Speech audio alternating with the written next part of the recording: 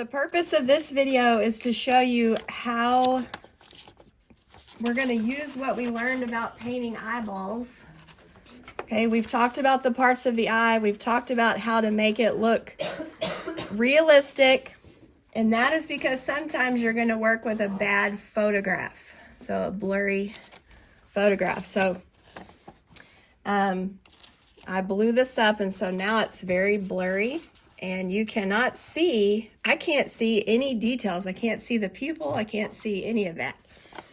So I'm going to use what I've taught you on this diagram, and I'm going to go through these same steps and try to make his eyes look a little more lifelike from just, using this method. So what was the first step? It was to do the pupils. So we know that the pupils are black. Okay, it's going to look kind of weird for a minute. I'm just going to do one eye. Well, actually, I'm going to do both of them. Now, I'm going to have to step back later and look at it. If I'm up too close, I may not notice if I've got something off. Okay, I know that he has really light blue eyes. So in this picture, it looks solid black. I can't see anything. So I'm going to go ahead, again, I'm using the diagram. So I'm going to go ahead and just shadow the eyeball. And to do that, I'm going to wet the surface with a little bit of that mid gray, the base color gray. Actually, that's a little lighter. I have very little paint on my brush. So now I'm going to make a little bit of darker gray.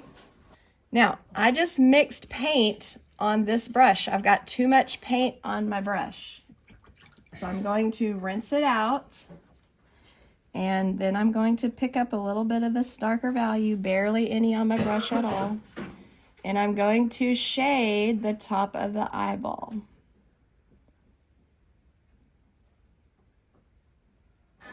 That pupil is already dry. Okay, I'm going to dab and soften because I've got that lighter gray that's wet under there. I told you I use my fingers all the time. See if I can blend or zoom in a little bit. I've kind of lost where the iris is, but I'll put it in there in just a second. Okay, now, he has light colored eyes, but I have to think about the lighting. The bill of his cap is shading his face. The irises are still lighter than, the sclera, the white of the eye is still lighter than the iris. So I'm going to show the iris by painting the sclera lighter. So I'm going to take a little bit of, and I'm mixing it here on the palette. I'm going to dab some of that off because I have too much paint on the brush. If you have too much paint on the brush, it will be hard to control the paint. I may have to go back and work on that shadow. Okay, he is cutting his eyes that way, so I don't see any of the white of the eye over here. Let me go ahead while I have that same value mixed up, and I'm going to show where the iris is over here from painting in that a little bit lighter.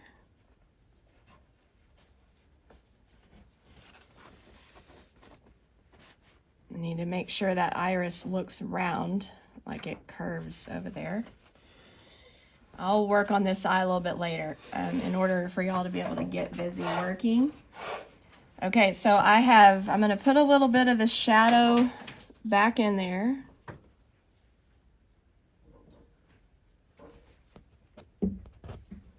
And I'm now he has a little bit darker rings around the iris. Of course, I can't see it in this photograph. I'm just painting what I know. So you look at your eyes in the mirror every day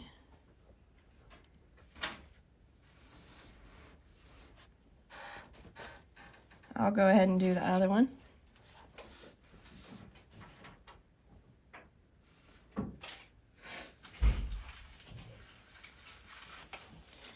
Okay, what's the next step? I think I skipped a step actually.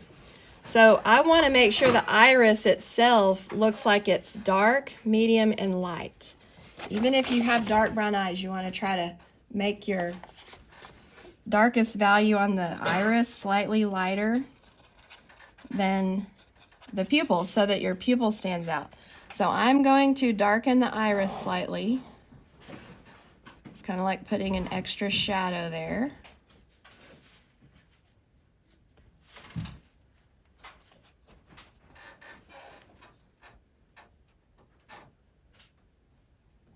I messed up the pupil. That's okay. I can go back and put it in there. Go ahead and shadow this back corner of the eye a little bit.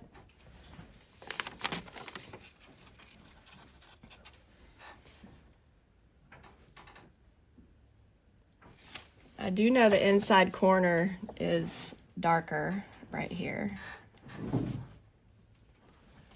I might as well finish this right here. Okay, now I have a decision to make. His eyes are shadowed. I do see a reflection in this one. I barely see it there, but it's kind of blurry and bad photograph. So in order for me to make the eyes look more lifelike, I'm going to go ahead and exaggerate the highlight, okay, to put the sparkle in the eye. And you can do that. You can make decisions based on what you want to emphasize and exaggerate. So now I'm going to take a little bit of white, tiny, tiny bit. And those reflections will be in the same spot. So over here, I kind of see it on this side.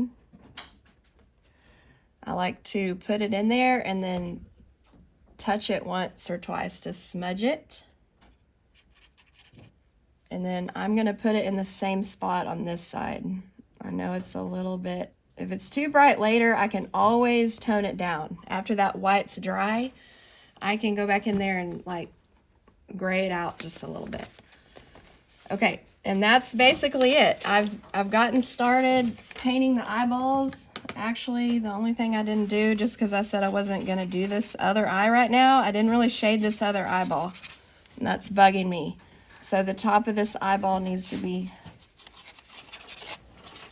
oh, my paint's dry now.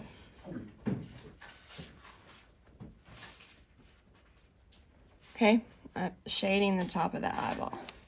Now, we're only painting the eyeballs. So we have to wait till we're painting skin and all that to work on the environment of the eye. By that, I mean the eye socket, the shadows around the eye. The eyelashes come very last. You have to get all of the skin around the eye just right. Then you can put the eyelashes in there, okay?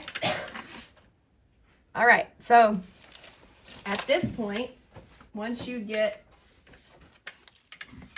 this finished and you have everything outlined in Sharpie, you can go in and start detail painting your eyeball.